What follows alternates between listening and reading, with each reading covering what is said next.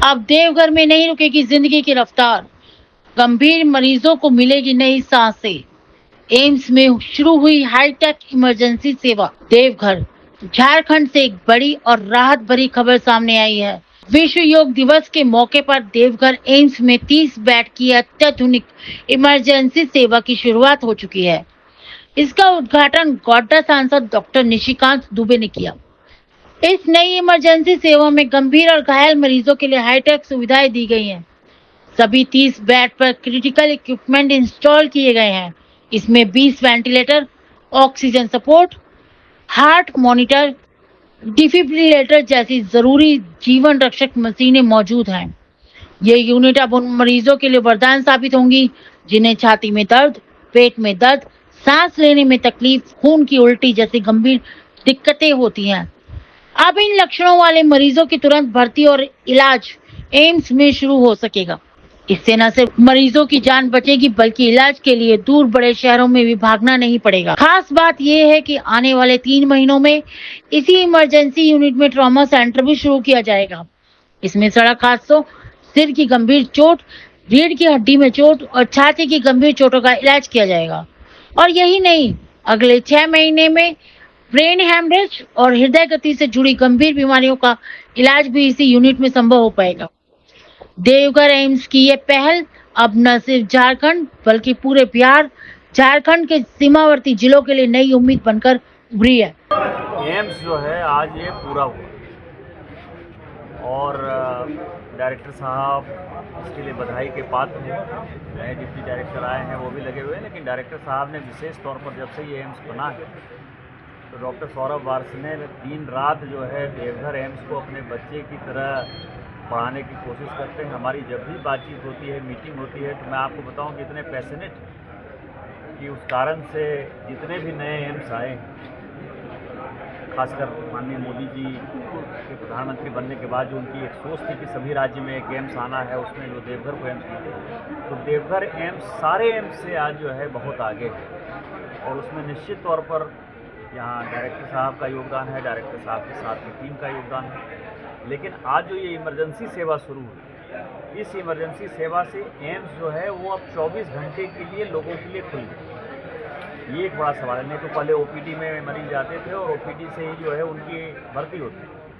अब जिनको 24 घंटे में कोई समस्या है तो वो आ जाएगा। अभी 2-3 प्रॉब्लम है जो डॉक्टर साहब बता रहे थे, वो 1-1.5 महीने में सॉर्ट आउट होगा। जो सबसे बड़ा है ब्लड बैंक का, ट्रॉमा का कोई मरीज आएगा तो वो ब्लड बैंक, तो ब्लड बैंक का अभी सर्टिफिकेशन नहीं मिला है।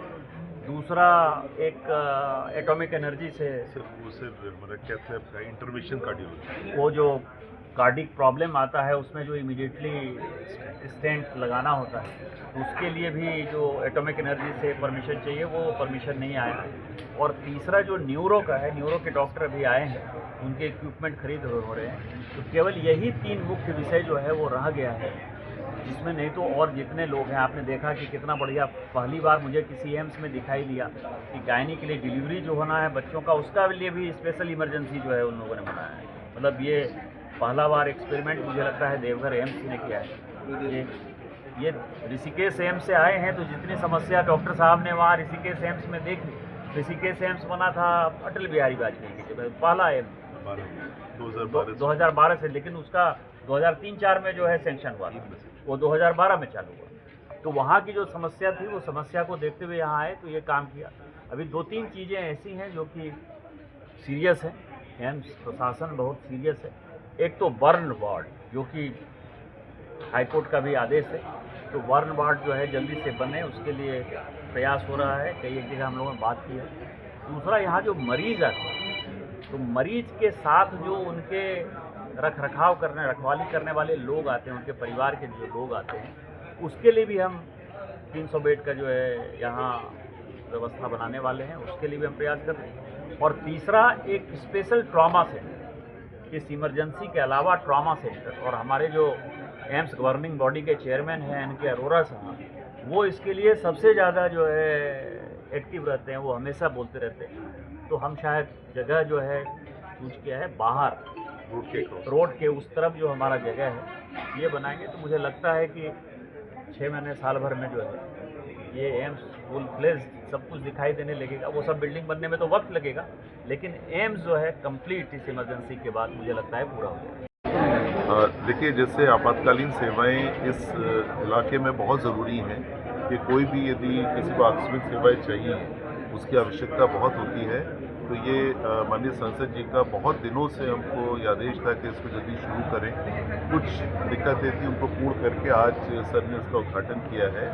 जैसे सर ने बताया कि हम हर तरीके के मरीज़ लेने में सक्षम हैं। हमारे यहाँ सब चीज़ों के डॉक्टर हैं जो आम बीमारियाँ हैं, जिसकी आम इमरजेंसी होती है। हमारा ब्लड बैंक, हमने एक इंस्पेक्शन हो चुका है, हमारी पहली प्राथमिकता है।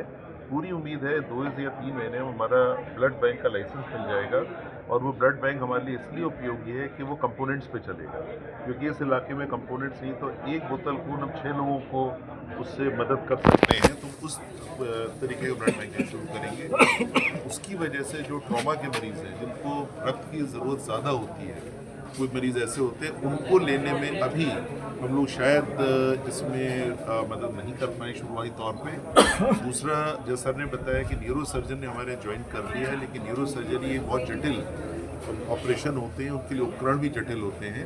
उनका प्रोक्योरमेंट शुरू कर दिया गया है, और प्रायोरिटी पे उनको किया जा रहा है कि उनको हम सक्षम कर दें टूल से, ताकि वो सेवाएं भी अपनी दे पाएँ। और तीसरा, जो हार्ट के मरीज़ होते हैं, हमारे कार्डियोलॉजिस्ट हैं, कार्डियक सर्जन हैं, लेकिन स्टेंटिंग जो होती है, जो आज एक होता है कि हम ओपन सर्जरी ना करके स्टेंट डालते हैं, कैथ लैब होता है, वो हमारा कैथ लैब बिल्कुल तैयार है, और अति आधुनिक बाईप्लेनर कैथ लैब हम लोगों ने बनाया है। यूनिप्लेनर तो हमारा बाईप्लेनर है, और उसके अंदर एक हमको रेडिएशन की स्वीकृति लेनी होती है ARB बॉम्बे से।